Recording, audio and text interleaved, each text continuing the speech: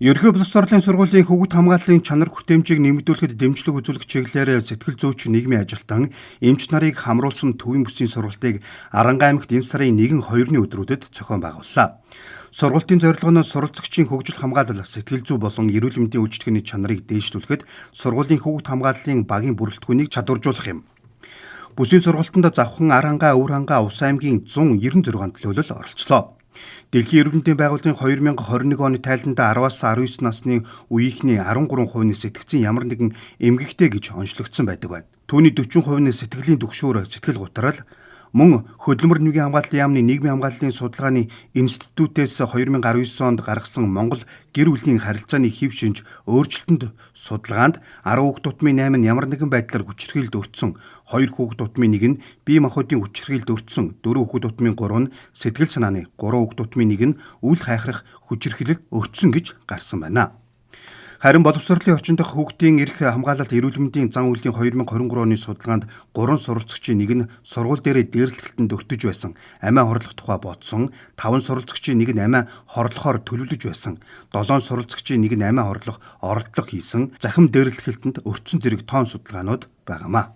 Хүүхдийн хөгжил хамгааллын чиглэлээр хийж хэрэгжүүлж байгаа ажил цаашид юун дээр анхаарч ажиллах уу? За эрх зүйн орчин үндэслэл нь юу юм?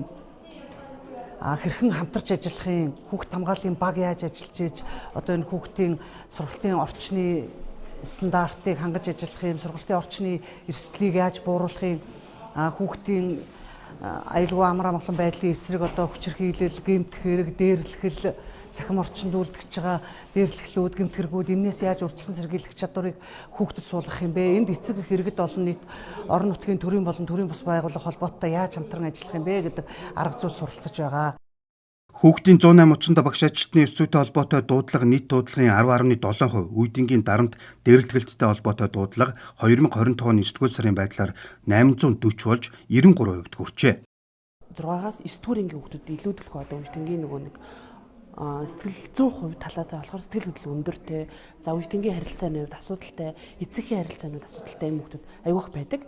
За тэгээд энэ дээр бид нар яаж ажиллаж байгаа вэ гэхээр 9-өөс 4 дугаар ангийнхаа хүүхдүүдтэй одоо нөгөө сэтгэл хөдлөл зан төлөвийг илэрхийлэх судалгаа онцлогоогоо аваад за тэрний дагуу анги өдөрцөн багшуулсан нийгмийн ажилтан сурвал за тэгээд нөгөө харьяалагдсан хамтарсан багуудтай ингээд ерөөхдөө хамтарч ажилладаг. За энэ сэтгэл зүйн үйлчлэгийг байгаа үр дүн нь яаж гардаг вэ гэхээр ер нь бол дор хаяж 21 хоног тэрнээс цаашлаа 6 сар 3 жил 10 жил гэдэг ингээд үргэлжлэх юм боломжтой. Тухайн нөгөө хүүхдийн нөгөө сэтгэл зүйн гэмтлээс шалтгаалаад одоо тухайн хүүхдийн асуудал ингээд хэдэн сар хэдэн жилээр үргэлжлэх юм асуудалтай байдаг учраас ер нь тухайн хүүхдийн асуудлаас болно гэсэн үг.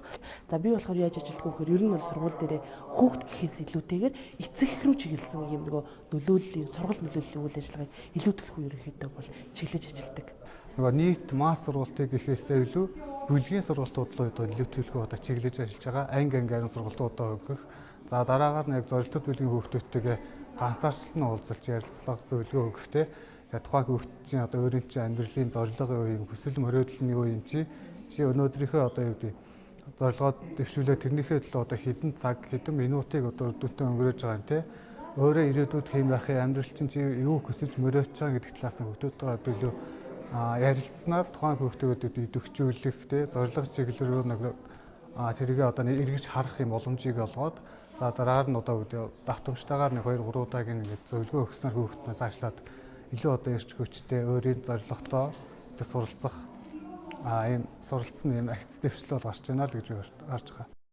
Сургалтын үр дүнд сургуулийн орчин дотор байрны дах хүүхдийн эрх хамгаалалт эрүүл мэндийн асуудлаар хууль эрх зүйн баримт бичиг хэрэгжилтийн одоогийн байдал сургалтын байгууллагын орчин дэх эсрэг бүх хэлбэрийн хүчирхийллийг таслан зогсоох, урьдчилан сэргийлэх хүүхдүүдийг хамгаалах чиглэлээр нэгдсэн ойлголттой болно.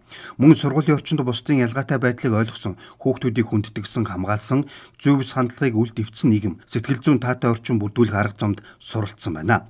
Багш ажилтны хүүхдийн өмнө хүлээх хариуцлага нэмэгдэж боловсролын үйлчлэгийг эрүүл аюулгүй эрсдлээс хамгаалсан чанар хүртээмж сайжирсан байна гэж үзжээ.